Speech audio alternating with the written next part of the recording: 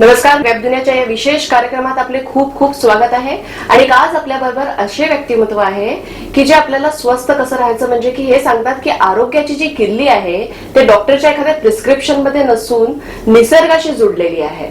ती आपल्या स्वयंपाकघरात आहे आणि हे आपल्याला सांगणार आहे आणि त्यावर ते कसे मार्गदर्शन करतात आहे. आपण त्यांच्याशी स्वतः याबद्दल बोलूया, ज्यांना की आयुर्वेद राष्ट्रीय गुरु ही पदवी देखील मिळालेली आहे. आपल्या सोबत आज आहे वैद्य सुविनय दामलेजी. आपलं खूप खूप स्वागत आहे आमच्या चॅनलमध्ये. नमस्कार. नमस्कार. मला हे विचारायचं आहे की आजच्या ज्या म्हणजे आपण म्हणतो की मॉडर्न मेडिसिन आहे आणि त्याच्यामध्ये आपण आयुर्वेदचा प्रचार करताय, आपण हा वसा कसा घेतला? माझे गुरु राष्ट्रबंधू राजीवभाई दीक्षित आहेत. राजीवभाई दीक्षितनी आयुर्वेदाकडे बघण्याचा, आरोग्याकडे बघण्याचा एक भारतीय दृष्टिकोन दिला. आज जो काही आम्ही आयुर्वेद शिकलो तो सुद्धा पाश्चात्य बुद्धीनेच शिकलो. आम्ही कॉलेजमध्ये 30 वर्ष 35 वर्ष आता जी काही प्रॅक्टिस केली, 7 वर्षांचा आमचा सिलेबस होता, जे शिकवलं गेलं ते सुद्धा आम्हाला पाश्चात्य पद्धतीनेच शिकवलं. त्याला फक्त औषधं आयुर्वेदातले वापरली गेली, परंतु मूळ सिद्धांत जे होते हे आयुर्वेदातले थोडे थोडे बाजूला जायला लागले आणि त्याच्यामध्ये नवीन सिद्धांतांचा वापर व्हायला लागला, ज्याला आपण मॉडर्न मेडिसिन म्हणतोय किंवा एव्हिडन्स बेस्ड सायन्स म्हणतोय. परंतु या शास्त्राचा बिझनेस या दृष्टीनेच फक्त वापर केला गेला. तुम्हाला पूर्ण स्वास्थ्य, पूर्ण निरोगी राहता येणार नाही आजची जी काही मेडिसिन सिस्टीम जी आहे या सिस्टीम मधनं. म्हणजे कसं, आज काही आजार एस्टॅब्लिश केले गेलेत. आता आपल्याला लक्षात असलेला आजार म्हणजे कोरोना. कोरोना कोणाला झाला? तर ज्यांनी रिपोर्ट्स केले त्यांनाच झाला. जे घरी राहिले त्यांना कोरोना झाला नाही, जे ऍडमिट झाले त्यांनाच औषधं द्यावी लागली आणि त्यांचीच डेथ झाली. हे आपल्या लक्षात येत आहे. कोरोना गेला कसा हेही कोणाला कळलं नाही, कोरोना आला कसा तेही कळलं नाही. फक्त सिम्पटमॅटिक उपचार त्यांनी करत गेले. शरीरावर नेमका त्याचा काय परिणाम होतोय किंवा कसा होतोय आयुर्वेदाच्या दृष्टीने अभ्यासलंच नाही. तसंच काही वर्षांपूर्वी ब्लड प्रेशर हा आजार ठरवला गेला, कोलेस्ट्रॉल हा आजार ठरवला गेला, फॅटी लिव्हर हा आजार ठरवला गेला, थायरॉइड हा आजार ठरवला गेला, कॅन्सर हा आजार ठरवला गेला, डायबिटीस हा आजार ठरवला गेला. आयुर्वेदानुसार या सगळ्या आजारांना वेगळ्या कॅटेगरीमध्ये घेतलं तर हे सगळे आकड्यांचे खेळ आहेत असं लक्षात येईल. आणि आयुर्वेदाचा विचार जर केला तर मूलभूत सिद्धांत आयुर्वेदातले जे आहेत, वात पित्त कफ हे 3 दोष, 7 प्रकारचे धातू. आता दोष म्हणजे फॉल्ट नव्हे आणि धातू म्हणजे मेटल नव्हे, हे पण लक्षात घेतलं पाहिजे. आयुर्वेदाच्या टर्म्स आहेत त्याच पद्धतीने जर आपण वापरल्या तरच आपल्याला त्याच्यातनं खरे अर्थ कळतील, नाहीतर कळणारच नाही. म्हणजे वात म्हणजे एअर आणि पित्त म्हणजे फायर आणि धातू म्हणजे मेटल असं जर केले अर्थ तर त्याचे सगळे अर्थच बदलून जातील. त्यामुळे या सगळ्या लक्षणांपेक्षा, या सगळ्या रिपोर्ट्सपेक्षा, म्हणजे हे आकड्यांचे खेळ आहेत सगळे. 80 120 120 80, थायरॉइडची लेवल किती पाहिजे, कॅल्शियमची लेवल किती पाहिजे, शुगर किती लेवल पाहिजे, हे सगळे आकड्यांचे खेळ आहेत. तुम्ही बघ अभ्यासलं तर हे लक्षात येईल की हे नवीन रोग जे सगळे आहेत हे आकड्यांमध्ये गुंतवलेले आहेत. आणि याच्या वर गेलात की तुम्हाला रोग, याच्या खाली आलात तरी तुम्हाला रोग. म्हणजे त्यांचं एक प्रोटोकॉल त्यांनी तयार करून घेतला. 80 120 120च्या वर गेला तरी आजारी, 80च्या खाली आला तरी आजारी. बरं, याच्यातले सलग 5 रिपोर्ट समजा जर आपले नॉर्मल आले तर औषध बंद होणार आहे का? तर ते म्हणतात नाही, सॉरी, अंटिल डेथ तुम्हाला औषध घेतलंच पाहिजे. ह्या आयुर्वेद म्हणत नाहीत. भले तुम्ही थायरॉइडवर आयुर्वेदाची औषधं घेऊन तो थायरॉइड कंट्रोल करताय, परंतु तो थायरॉइड कंट्रोल करताय की रिपोर्ट कंट्रोल करताय? पेशंटला ठीक करायचंय की रिपोर्टला ठीक करायचंय? आयुर्वेद असं म्हणतो की मला रुग्णाला नॉर्मल करायचंय, रुग्णाला निरोगी ठेवायचं असेल तर रुग्णाला काय होतंय याची विचारणा झाली पाहिजे. याला म्हणतात क्लिनिकल इव्हॅल्युएशन.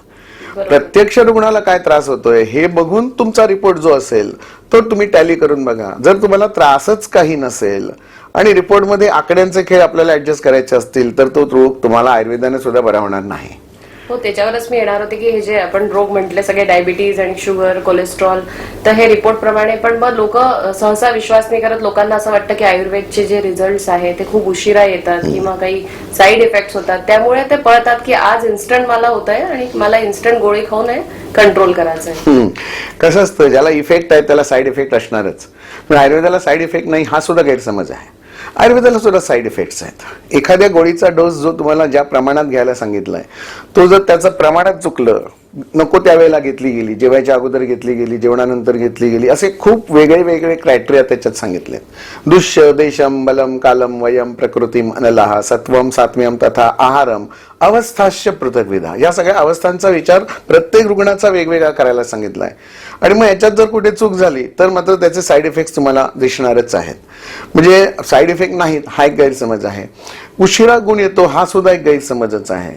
म्हणजे असं काही वेळा गमतीत म्हटलं जातं की बापाला औषध दिलं तर त्याला मुलगा झाल्यानंतर ती लागू पडेल.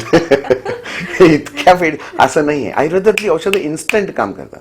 इन्स्टंट म्हणजे कसं, आता माझं हे बोट दुखतंय, मी जर त्याला उपाय केला तर ते बोट लगेचच्या लगेच माझं सरळ झालं पाहिजे. आणि याची काही उदाहरणं सांगतो तुम्हाला की आता हा आयुर्वेद जो आहे हा मी मगाशी म्हटलं तसं आकड्यांच्या खेळामध्ये आलाय.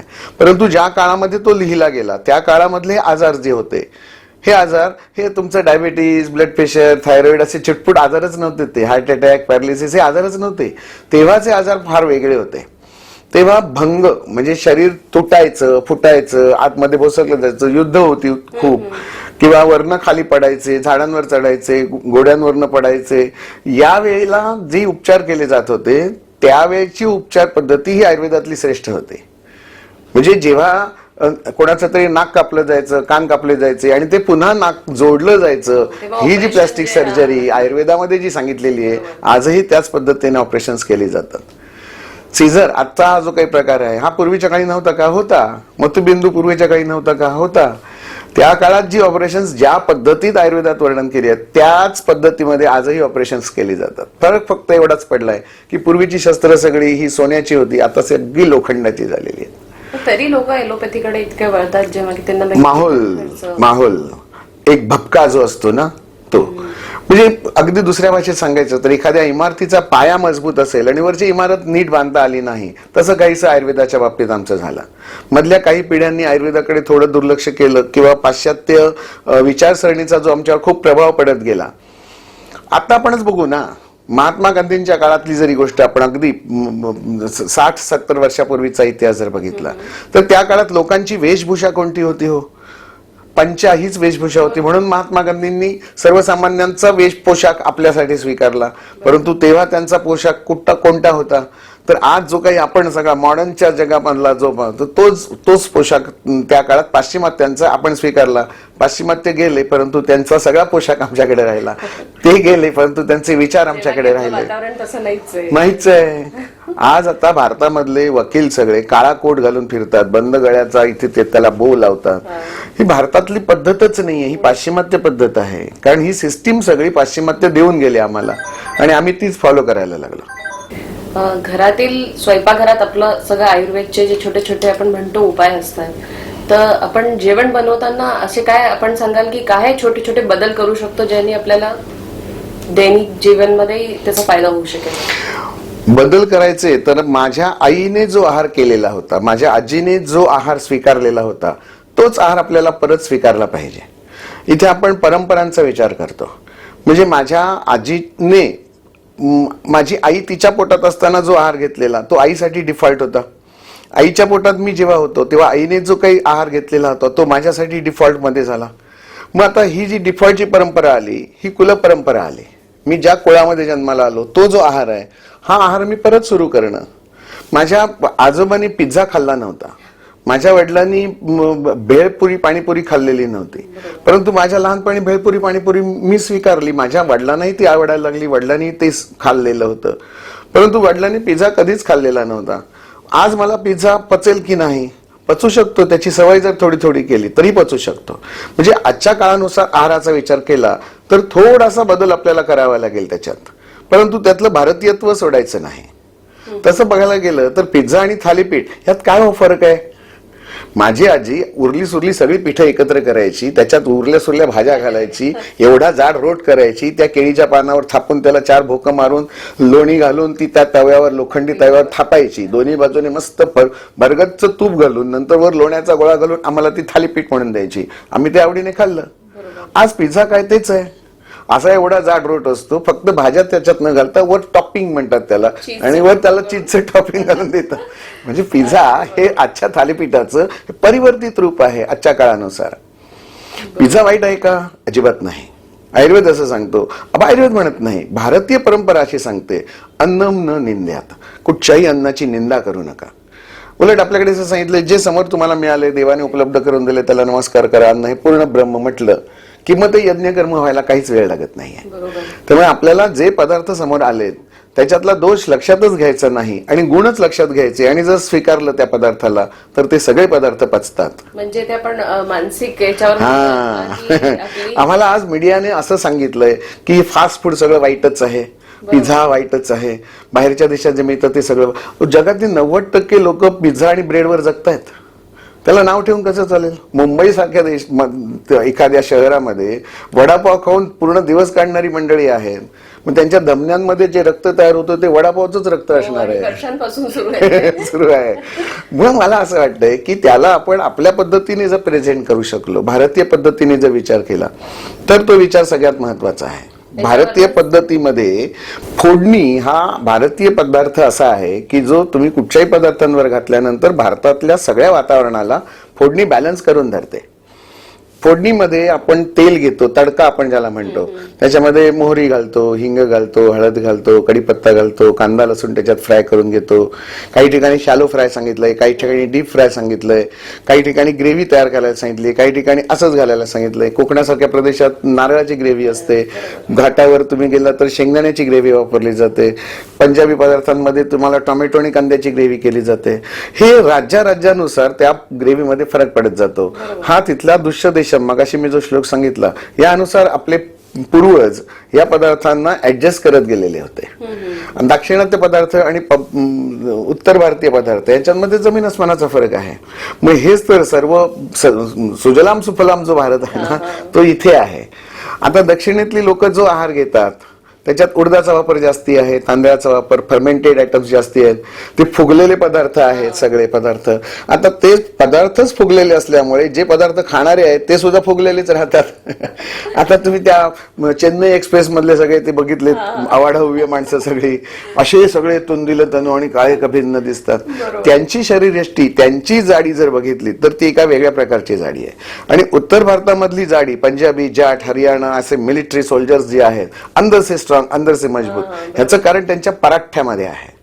त्याच्यावर ते दही घेत आहेत, त्याच्यावर एवढी लस्सी पित आहेत.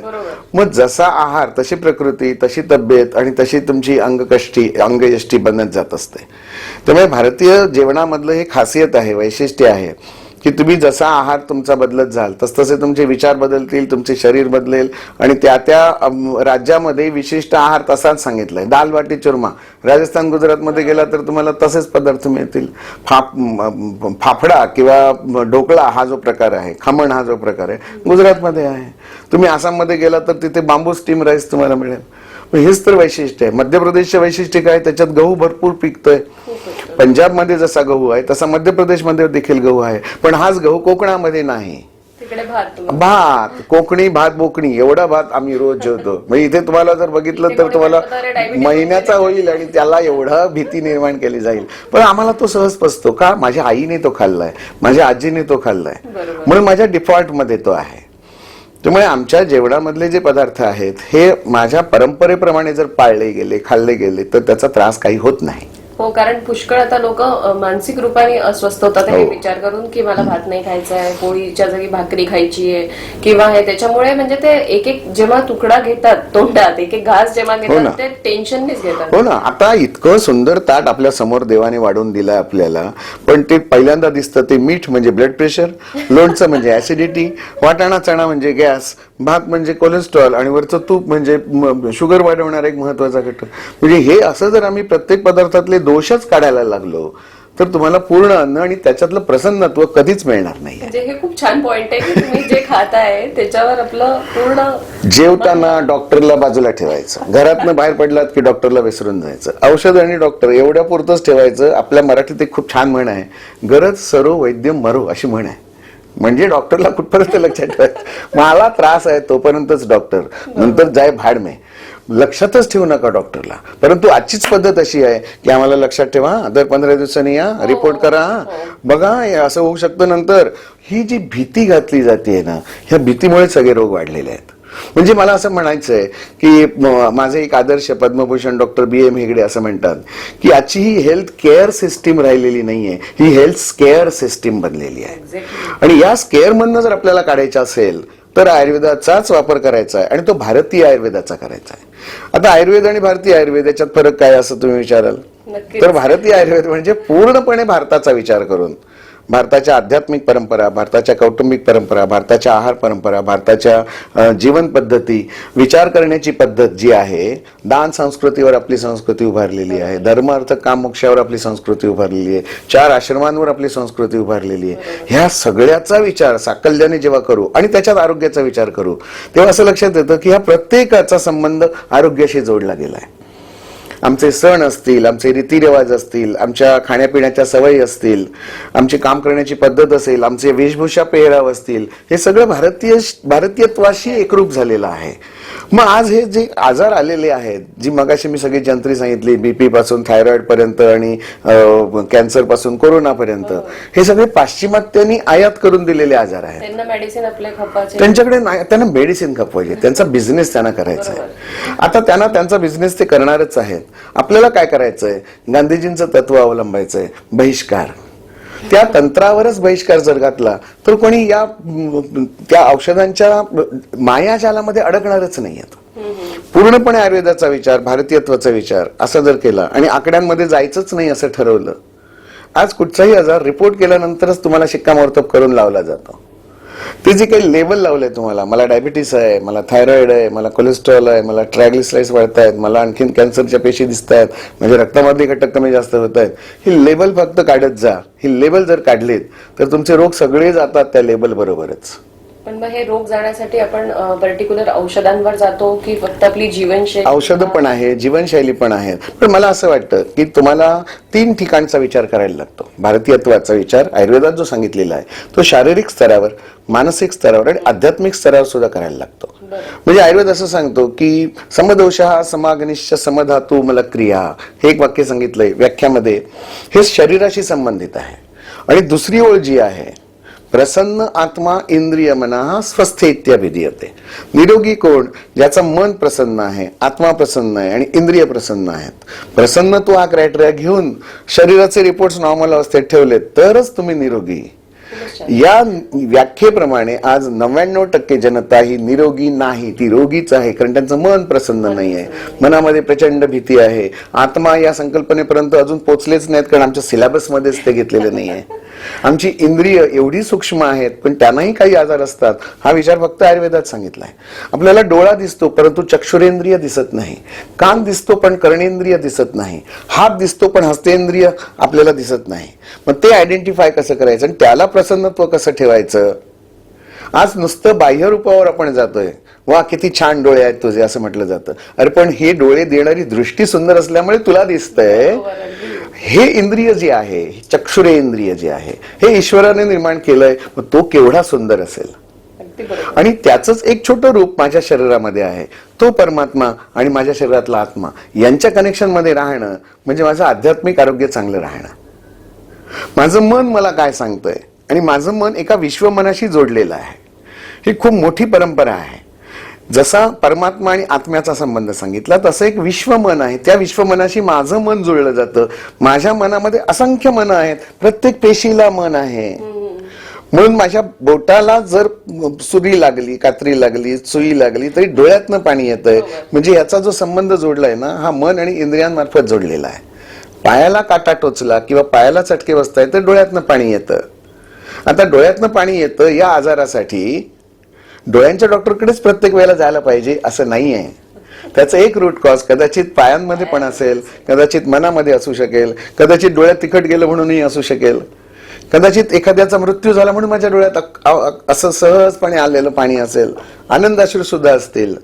म्हणजे डोळ्यात पाणी येतं ह्या कंप्लेंटला तुम्ही जर कोरिलेट केलं नाही तर तुम्ही डोळ्यांच्या कितीही तपासण्या करा, ते पाणी येतच राहणार आहे. जी आत्ताची तरुण पिढी आहे ती जिम मध्ये जाते, प्रोटीन शेक घेते, त्यांना आपण हे आहार घ्यायला सांगितलं तर नाही म्हणतील. ते आयदर ते फास्ट फूड कडे जातील किंवा प्रोटीन शेक आणि अशाकडे जातील. त्यांना काय सल्ला आहे आपला? शरीर बाहेरनं वाढवण्यापेक्षा आतून मजबूत झालं पाहिजे, अंदर से स्ट्रॉंग. एक जाहिरात आम्ही लहानपणी बघितलेली, स्वस्थ मसुडे स्वस्थ दात. म्हणजे नुसते तुम्हाला दात स्वच्छ दिसून चालणार नाही, जर तुमच्या हिरड्या मजबूत नसतील तर दात असेच गळून पडणार आहेत. शरीर जर आतनं मजबूत नसेल तर तुमचे नुसते सिक्स पॅक काय उपयोगाचे आहेत. पोटावरचे सिक्स पॅक येण्यासाठी भारताचा जर विचार केला तर भारतामध्ये छातीच्या फासळ्या दिसणारे सिक्स पॅक छातीवर असलेली माणसं, एवढी गरिबी, एवढं दारिद्र्य भारतामध्ये आहे. त्यांना काय प्रोटीनचा विचार केला जात होता. आयुर्वेदात प्रोटीन ही संकल्पना सांगितलेलीच नाही, पण धातू संकल्पना सांगितलेली आहे. रस, रक्त, मांस, मेद, अस्थि, मज्जा आणि शुक्र असे 7 धातू आहेत. त्याच्यातलं मांस आणि मेद हे जे 2 धातू आहेत, यांना पोषण करण्यासारखे समधातू जर तुम्ही शरीरात वापरलेत तर त्याने पोषण चांगलं होणार आहे. मला सांगा, हत्ती हा सगळ्यात मोठा मांसल प्राणी आहे, गेंडा आहे, पाणघोडा आहे. हे कुठे खातात प्रोटीनचे डबे आणि प्रोटीनची पावडर? त्यांना कुठून येते ताकद? ज्यांचं शरीर जसं आहे तसंच आजही आहे. त्यांचं प्रोटीन त्यांना व्हेजिटेबल्स मधनं पण मिळतंय. त्यांना प्रोटीनसाठी त्यांना सोयाबीन सुद्धा खावं लागत नाहीये. बरोबर, अगदी की एवढ्या मात्रामध्येच खायचंय. हा जो कन्व्हर्टर आहे ना शरीरातला, त्यालाच आत्मा म्हणतोय. मी जे खाईन, माझ्या शरीराला जी गरज आहे ती माझ्या शरीरातल्या असंख्य कारखान्यामधनं मला त्या दिवशी रेडीमेड तयार करून दिलं जातंय. ही ईश्वराची कृपा आहे. मी जे खाणार आहे, आता आमच्या सोलापूर सारख्या भागामध्ये भाकरी जी मिळते ही 10-15 दिवसापूर्वी भाकरी, भाजलेली भाकरी, एवढी कुरकुरीत, पापडासारखी कुरकुरीत भाकरी असते. तुम्ही महाराष्ट्रामधल्या दुसऱ्या भागांमध्ये गेलात तर ज्वारीची भाकरी, बाजरीची भाकरी असते. कोकणामध्ये आलात तर तांदळाची भाकरी, नाचण्याची भाकरी असते. आता कोकणामध्ये ज्वारी, बाजरी पिकतच नाहीये, गहू पिकतच नाहीये. मग त्यांना त्यामुळे होणारी डिफिशियन्सी दिसते का? नाही दिसत. कारण माझ्या शरीराने तांदूळ आणि नाचणीमधनं मला जे तयार करून द्यायला पाहिजे ते व्हिटॅमिन ए पासून झेड पर्यंत माझं शरीर मला तयार करून देतंय. त्यामुळे वेगवेगळा स्वतंत्र विचार, vitamin A, B, C, D, B12, B6 हे सगळे जे आहेत, हे इट्स अ बिझनेस. हा फक्त बिझनेस आहे. माझ्या शरीराला जी गरज आहे, कावळ्याला कुठे माहितीये त्याच्या शरीरात कुठे व्हिटॅमिन कमी पडतंय? पण तो जे काही खातोय तो तर अत्यंत अस्वच्छ आणि उकिरड्यावरच खात असतो. पण निसर्गाने त्याला तेच खायला दिलंय. पण पोपटाला मात्र पिकलेलं फळ आणि झाडावरचाच पेरू, झाडावरनं खाली पडलेला पेरू सुद्धा पोपट खात नाही. निसर्गाने तयार करून दिलेले पशुपक्षी, त्यांना नियमित करून दिलेला आहार जर त्यांनी स्वीकारला तर त्यांना वेगळ्या व्हिटॅमिनची गरजच लागत नाहीये. त्यांना कोणतेही आजार नाहीत हे लक्षात येतंय. मगाशी तुम्ही सुरुवात जेव्हा केली तेव्हा निसर्गाकडे बघा आणि निसर्गाकडनं शिका. त्यामधलाच हा एक भाग आहे की निसर्गामधले सगळे पशुपक्षी आजारी का नाही होत. कावळा एखादा असा लंगडत लंगडत चाललाय, चिमणीला पॅरालिसिस झालाय, थायरॉइडचं असं माकडते थायरॉइड झालं म्हणून गप्प बसलंय, असं तर कधी दिसत नाही आपल्याला. किंवा रात्रीच्या वेळेला फिरणारा कुत्रा असेल, मांजरं असतील, ससे असतील, उंदीर असतील, हे रात्री उडी मारताना चुकून गटारात पडले असंही ऐकायला येत नाहीये. कारण त्यांना रात्रीचं दिसतंय. मग ज्यांना रात्रीचं दिसतंय ते रात्री फिरतात. म्हणजे निसर्गाने सगळ्यांना बरोबर त्यांचं दिलेलं आहे. त्यांना त्यांची इंद्रिय, त्यांचे धातू, त्यांच्या गरजा ओळखून निसर्गाने त्यांना तसं तसं खाद्य दिलेलं आहे. तसाच माणूस हा जो काही एक प्राणी आहे निसर्ग चक्रामधला, त्याला निसर्गाने जे दिलंय ते आपल्याला ओळखता येत नाहीये आणि आम्ही पडद्याच्या पाठी लागलोय. म्हणजे आयुर्वेद ही आई आहे आणि पाश्चिमात्य तंत्र ही पुतना मावशी आहे. तर आम्ही आई सोडून त्या मावशीच्या पाठी लागलोय का? कारण ती खूप आकर्षक दिसते म्हणून. फ्युचर मध्ये आपण कुठे पाहतोय आयुर्वेद की म्हणजे लोकांचं कसं बदलणार आहेत निश्चित. आता जो पूर्वी प्राचीन काली जो आयुर्वेद होता ते जे स्वास्थ्य होतं, 100 वर्ष निरोगी आणि आनंदी, प्रसन्न शब्द त्याच्यात वापरलाय. आजच्या मेडिकल सिस्टीम मध्ये जर तुम्ही गेलात तर फक्त तुम्ही हेल्दी राहू शकाल, रिपोर्ट्स नॉर्मल करण्याचा प्रयत्न केला जाईल, परंतु त्याने तुम्हाला प्रसन्नत्व मिळेल याची खात्री नाही. तुम्हाला जे हवंय ते मिळेल याची खात्री नाही. कारण तुम्हाला हे खाऊ नका, ते खाऊ नका, ते खाऊ नका, ते खाऊ नका, इथेच सगळं पथ्य येतंय. गोड खायचं नाही, तेल तूप खायचं नाही, नारळ शेंगदाणे खायचे नाही, मग काहीच उरत नाहीये. माझ्या आवडीचं मला मिळतच नाहीये. पहिली 50 वर्ष काही मिळत नव्हतं म्हणून मी खात नव्हतो आणि पुढे 50 वर्ष मिळू शकतं पण डॉक्टर सांगतात म्हणून खायचं नाही. ह्याच्यामध्ये नैराश्य येतं आणि मग सायकोसोमॅटिक व्याधींचा जन्म होतो. मनोशारीरिक आजार म्हणजे पुन्हा आणखीन एक व्याधी. मग आता ते सगळे डॉक्टर्स, आता जी काही सिस्टीम जी आहे, मेडिकल सिस्टीम जी आहे इव्हिडन्स बेस, ती हॉर्मोन्सच्या ट्रीटमेंटवर घुसली आहे. पूर्वी हॉर्मोनल आजार नव्हते. आता पीसीओडी हॉर्मोन्सचा आजार, थायरॉइड हॉर्मोन्सचा आजार, डायबिटीस हॉर्मोन्सचा आजार. हे सगळे जे आहेत रिलेट करतात. हार्मोनल चेंजेस तो तिथे लिंक त्याची जोडून दिली की ती हायपर लिंक झाली आणि तुम्हाला असं सांगून टाकलं की हे थायरॉइडमुळे होतंय, हे ब्लड प्रेशरमुळे होतंय, हे हार्टमुळे होतंय, हे लिव्हरमुळे होतंय. आता त्याला लिंक आल्यानंतर तुम्ही मरेपर्यंत औषधच खात बसता आणि जे मुख्य आहार आहे त्या आहाराकडे आपण दुर्लक्ष करतो. त्यामुळे असं आयुर्वेद सांगतो की तुम्हाला 6 चवींचा आहार घ्या. गोड असावं, आंबट असावं, खारट असावं, कडू असावं, तुरट असावं, तुम्हाला जो जे मानशील तो ते खाओ असं मी म्हणतो. म्हणजे आपली एक महाराष्ट्रीयन जी थाळी आहे त्याच्यामध्ये सगळं संपूर्ण अप्रतिम आहार आहे. अप्रतिम. म्हणजे आज बाहेरच्या संस्कृतीचा, त्यांच्या आहार संस्कृतीचा जेव्हा विचार करतो, भारतातला जेव्हा विचार करतो, राज्यांचा जेव्हा विचार करतो, जिल्ह्याचा जेव्हा विचार करतो, गावाचा विचार करतो, तेव्हा माझ्या कुडाळ गावाचं जे जेवण आहे हे जगात टॉप मोस्ट आहे असं मिळालं. का? कारण त्याच्यात वापरलेले मसाले, त्याच्यामध्ये वापरलेली कॉम्बिनेशन्स. आता महाराष्ट्रीयन थाळीचा तुम्ही विचार केलात, एक छानपैकी हिरव्या रंगाचं केळीचं पान आहे, त्याच्यावर पांढऱ्या रंगाचा भात आहे, पिवळ्या रंगाचं धमक वरण आहे, त्याच्यावर तुपाची धार आहे, त्याच्यावर पिळलेलं लिंबू आहे आणि वर भुरभुरवलेलं मीठ आहे. हे जे काही सँडविच आपण तयार करून घेतोय हे इतकं सुंदर आहे. अप्रतिम.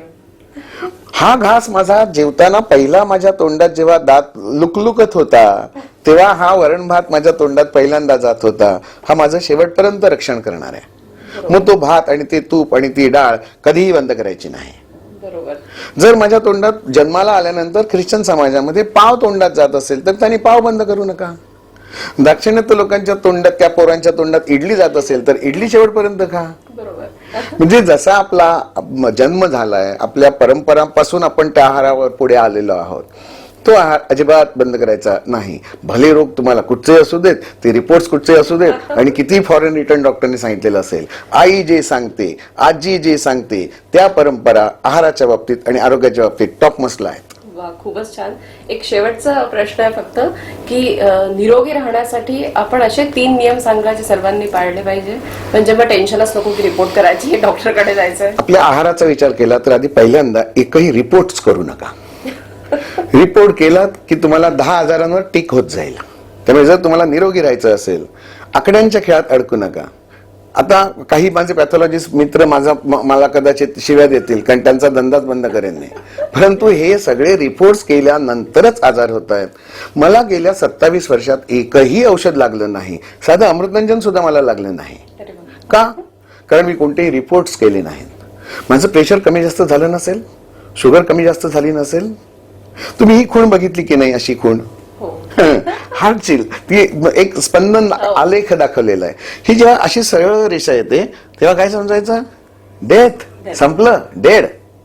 म्हणजे स्ट्रेट लाईन ही जर डेड लाईन असेल तर अप अँड डाऊन लाईन जी आहे इट्स लाईफ. हे आयुष्य आहे. मग कधीतरी 80, कधीतरी 90, कधीतरी 110 असू देत ना, कधीतरी 200, 210, 220 असू देत की हे अप अँड डाऊन करणारी एक शक्ती माझ्याच शरीरामध्ये आहे. तिला ओळखा, ती आत्मशक्ती.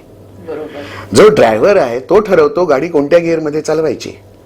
या शरीरासारखे दुसरे यंत्र नाही असं समर्थ रामदास स्वामी म्हणतात.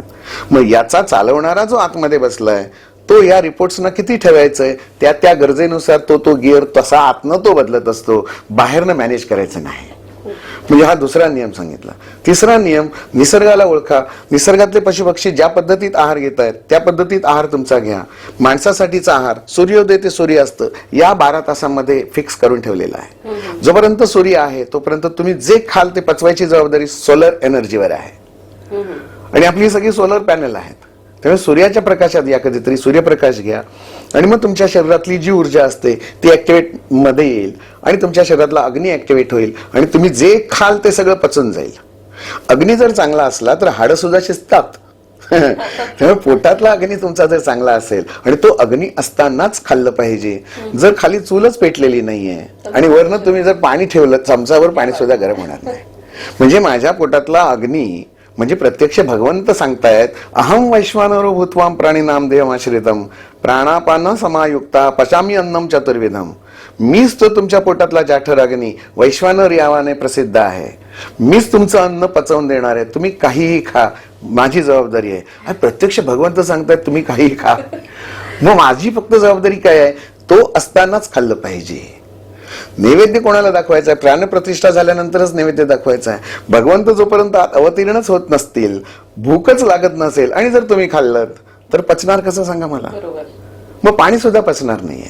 म्हणजे तिसरा नियम, भूक लागल्याशिवाय जेवू नका, तहान लागल्याशिवाय पाणी पिऊ नका, आणि सूर्यास्ताच्या अगोदर तुमचं जेवण संपलं पाहिजे. सूर्योदय ते सूर्यास्त 12 तासात सूर्य आहे, त्याच्यानंतर सूर्य नाही. या काळामध्ये सगळ्या पाशवी शक्ती, मायावी शक्तींचं आक्रमण जास्ती असतं आणि इथे इन्फेक्शनचे चान्सेस जास्ती असतात. त्यामुळे डॉक्टर सांगतात 12 तासांची मदत. ही रात्र उलटून गेल्यानंतर आम्ही गॅरंटी देतो, कारण ही रात्र सगळी इन्फेक्शनची असते. जंतू संसर्गाला रात्रीचा वेळ उपयोगी असतो, कारण सूर्य नसतो म्हणून. त्यामुळे या रात्रीचा उपयोग जो आहे हा फक्त विश्रांतीसाठी करायचा आहे. जे दिवसभरात खाल्लेलं अन्न ग्रहण आहे त्या यज्ञकर्मातनं मला जे काही असिम्युलेशन करायचंय, शोषून घ्यायचंय, एनर्जी तयार करायची आहे, ही रात्रीच्या वेळेला तो आतमध्ये जागा राहून इंद्रियांच्या आणि मनामार्फत ह्या सगळ्याचं विघटन करतो आणि चांगलं आणि वाईट वेगळं करून वाईट दुसऱ्याशी सकाळी बाहेर टाकून देतो. त्याला तेवढा वेळ द्या आणि जागा द्या. हा चौथा नियम. अन्नाला जागा आतमध्ये द्या आणि अन्न पचनासाठी त्याला वेळ द्या. आणि 5वं, कायम सकारात्मक राहा. कोणी जर विचारलं, नाही हो काय ना, कालच्यापेक्षा आज अजून बरंच नाही असं म्हटलं की तुम्ही कधीच बरे होणार नाही. आणि कालच्यापेक्षा मी आज बरा आहे असं रोज म्हणा, की तुम्हाला जी एक सकारात्मक ऊर्जा तुमच्याकडनं मिळते ती खूप छान असते. स्वतःची पाठ थोपटून घ्यायची. माझ्या हाताने खूप छान काम केलं, माझ्या गुडघ्याने मस्त काम केलं, माझ्या डोळ्यांनी मला खूप चांगलं दिलं, माझ्या कानाने छान ऐकलं, माझ्या शरीरामध्ये खूप छान एनर्जी आहे, असं पॉझिटिव्ह एनर्जी रोज रात्री झोपताना तुम्ही घ्या. चमत्कार दिसेल तुम्हाला. कॅन्सर सारखे सुद्धा आजार निघून जाऊ शकतात.